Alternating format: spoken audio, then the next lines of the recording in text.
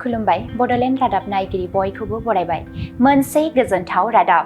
गसाइगावनि आमलायगुरि गामियाव थानाय आसाम फिजिकेल एकाडेमिनि फिन गेदेरथार जाफुंसारनाय। आसाम फिजिकेल एकाडेमिनि साफ्रोमबो फोरोंगिरिफोर आरो सोलोंसानि मोखाङाव रंजा खुसि मिनिनाय। नंगौ, बावैसो सान सिगां आसाम सरकारजों फोसावजानाय आसाम पुलिसनि साख्रियाव आसाम फिजिकेल एकाडेमिनिफ्राय गासै 6 सोलोंसाफोरा साख्रि मोननो हाबाय। बे साख्रि मोननो हानाय बिजाथिफोरखौ दिनै गसाइगाव महकुमानि आमलायगुरि गामियाव थानाय आसाम फिजिकेल एकाडेमियाव बरायनाय हाबाफारि खुंफुंनाय जायो। बे बरायनाय हाबाफारियाव बाहागो लानानै गासैबो सोलोंसाफोरखौ खुसिजों रंजाखांनाय नुनो मोन्दों। बे समाव आसाम फिजिकेल एकाडेमिनि फोरोंगिरिफोर आरो आसाम पुलिसाव साख्रि मोननो हानाय सोलोंसाफोरा मा फोरमायदों फै आबुङै मिथिनानै लानि। आसाम पुलिसाव साख्रि मोननो हाबाय, मा बुंगोन बेखौ? बयनि सिगां आङो आसाम फिजिकेल एकाडेमि जानानै आंनि गोसो गोरबोनिफ्राय बयनिबो गोजोन फुंबिलिनि बावहरनाय थाग्रोबाय। दिनै जोंनि आसाम फिजिकेल एकाडेमियाव 7 जन स्टुडेन्टसफोर होदोंमोन। दा 7 जननि गेजेराव 7 जन सेलेक्ट जाबाय। दा सेलेक्ट जानाय गथ'फोरखौ जों दिनै बरायदों। दा जों बरायना जों ओरैबायदि गोजोननाय मोन्दों। जोंनि गोजोननाया माने आनलिमिटेड आरोना। दिनै जों माबा मोनसे जोंनिफ्राय माबा मोनसे एक्सप्रेस खालामनो थाखाय जोंनाव सोदोबानो गैया बि जाना दं। खारन बिसोरनि जि खस्थ' खालायदोंमोन लाइफआव, सान हर जि खस्थ' खालायदों, बिसोरनि खस्थ'नि फिथाइखौ दिनै बिथांमोना मोनबाय। जि बिसोरनि एममोन, दा बिसोरनि एमखौ बिसोर साक्सेस खालामनो हाबाय। बा एमसिम सौहैनायाव जोंनि सानै टिचार्सफोर दंमोन रिटेननि थाखाय, प्लास जों फिजिकेल सानै टिचार दं। जोंनि क'पारेसन, गावसोरनि नाजानाय, बिमा बिफानि गासिबो क'पारेसनजों दिनै बिथांमोना साक्सेस जानो हाबाय।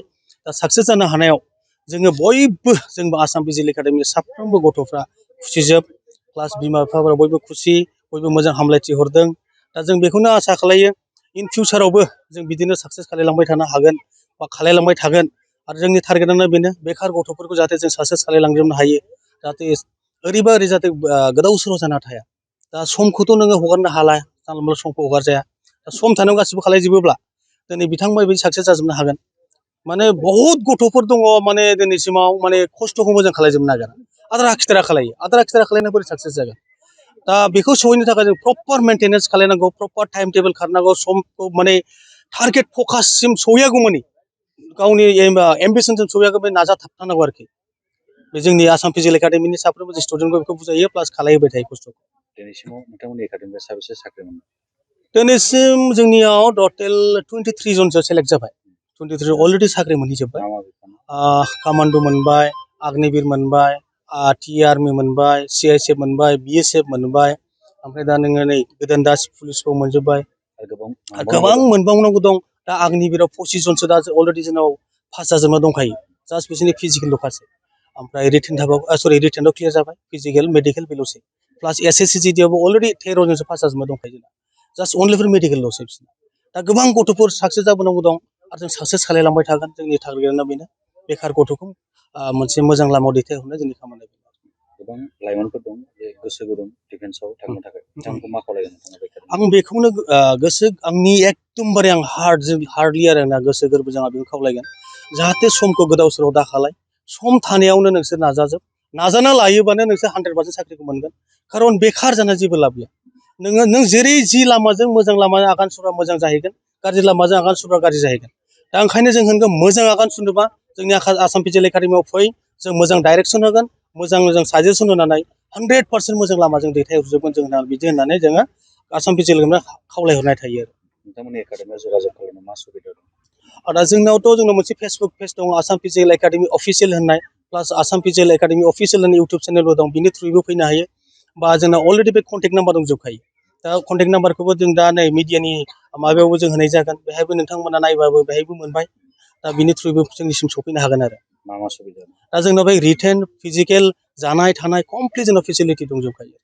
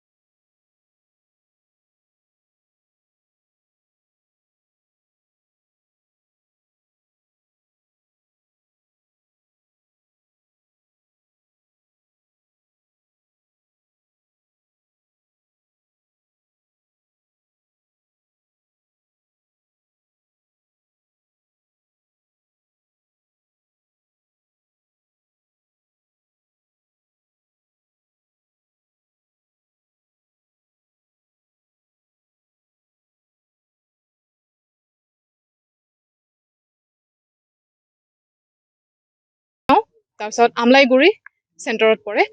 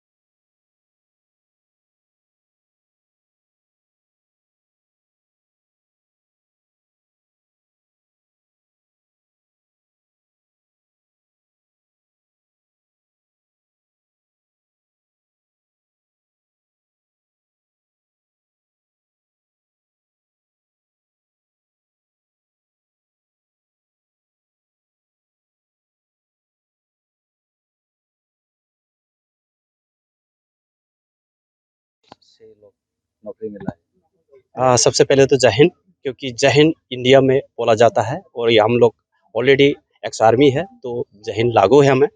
तो आज हम असम फिजिकल एकेडमी से इतने खुश है कि आप बोल नहीं सकते, क्योंकि हमारे असम फिजिकल की एकेडमी से आज 6 लड़के पुलिस में सेलेक्ट हो गया है। इसकी वजह से हम लोग यहाँ पर इकट्ठा हुए हैं और खुशियाँ बांटे हैं। बहुत खुश है आज, बहुत बोल नहीं सकता, क्योंकि सिर्फ यही नहीं है, इससे पहले भी हमारा कई लड़के सिलेक्ट हो चुका है, चाहे आर्मी हो या एसएससीजीडी और कई सारे, मतलब सब में सिलेक्ट हो चुका है अभी तक। अभी आज तक हमारा 23 तक हमारा मतलब लड़के सिलेक्ट हो चुका है और आगे भी बहुत होने जा रहा है। आगे इतने होने जा रहा है कि गिनना ही मुश्किल हो जाएगा, क्योंकि आर्मी में इतने लड़के हमारा सिलेक्टेड हो चुका है। सिर्फ उनका अभी फिलहाल रह गया है सिर्फ फिजिकल और मेडिकल, इतना ही रह गया। क्या क्या सुविधा है आप लोगों को? सुविधा हमारे यहाँ सब कुछ है, जितना फौज में जाने के लिए जरूरी है वो सब हमारे पास अवेलेबल है। आप रिटन से लेके हमारे पास फिजिकल है, और खाने पीने के लिए कोई दिक्कत नहीं है, रहने के लिए भी कोई दिक्कत नहीं है। खुलुमबाय, आंनि मुङा टनिका ब्रह्म, डिस्ट्रिक्टआ क'क्राझार, ओमफ्राय आंना गामिनि मुङा सामायजों। मा क्लासाव सेलेक्ट जादों? आं इउपिआव। माबायदि नाजानायनि गेजेरजों सेलेक्ट जादों? नाजानायखौथ' बुंनोनो माने बुङोब्लाथाय सिगांफोरनि नाजानायखौ गोसोखाङोब्ला माने साक्सेस जानायसिम समसिमाव माबायदि जिउआवहाय माने खस्थ' मोननांदों बेखौ गोसोखाङोब्ला माने ओरैबायदि दुखु मोनोना। सोरजोंबा सोंखारि जानाय, सोरजोंबा नेवसिजानाय, सोरजोंबा बायदि मैया खोथा बुंनायखौ माने सहायजोबनानै गासैबो दिनै आङो लाइफआव साक्सेस जानो हादों आरोखि।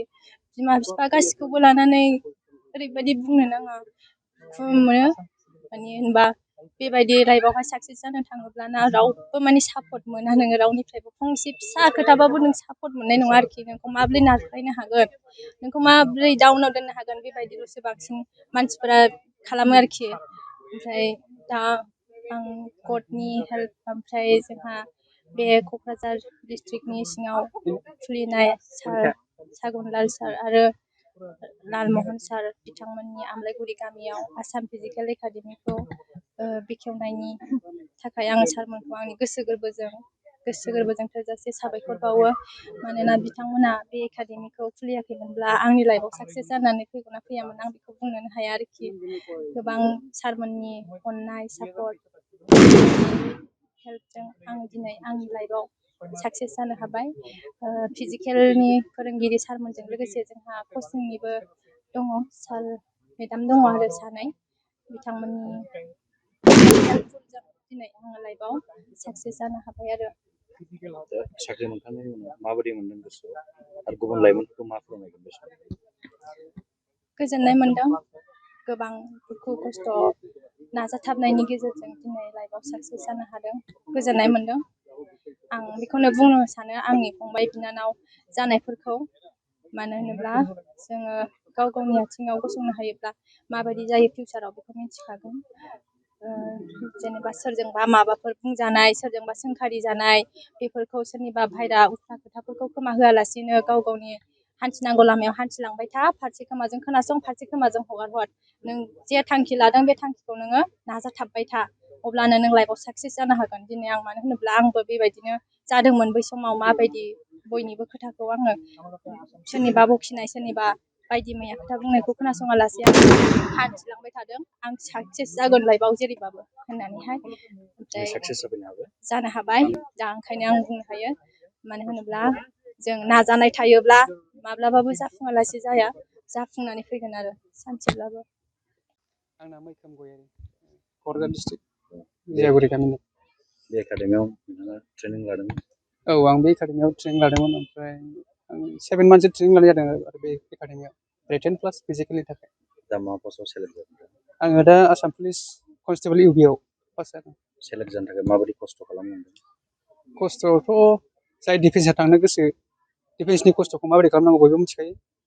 जोङो बाव 6 मास फुरा खस्थ' खालामदों। खारनाय बारनाय रिटेन बेफोरखौ जों खस्थ' खालामदों आरो आसाम पुलिसाव जानो थाखाय। बयबो मिथिखायो आसाम पुलिसाव थांनोबा बेसेबां खस्थ' खालामनांगौ। जायफ्रानाखि हास्थायो होसोयो बिसोर अलरेडि मिथिखागौ आरो आसाम पुलिस मोननो थाखाय माबोरै खस्थ' खालामनांगौ। बे एकाडेमियाव मा मा सुबिदा दं आरो माबायदि फोरोंनाय जायो? बे एकाडेमियाव सुबिदायाथ' जेसेबांनाखि नोङो नोंनि लाइफनि थाखाय नांगौ बेबायदि सुबिदाया दङ। रिटेननिफ्राय लानानै फिजिकेल हस्टेल गासिबो दंजोबो आरो फेसिलिटिया। नोंथाङा साख्रि मोनखांनायनि उनाव माबायदि मोनदों मा फोरमायो? गोसोखौ आं बिराद गोजोननाय मोनदों।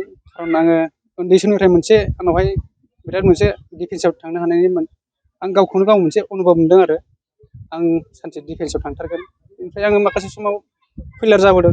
नाजायै नाजायै आङो नै देग्लाय 2025नि दाख्लै फोसावनाय आसाम पुलिसनि रिजाल्ट आं बाव पास जानो हादों।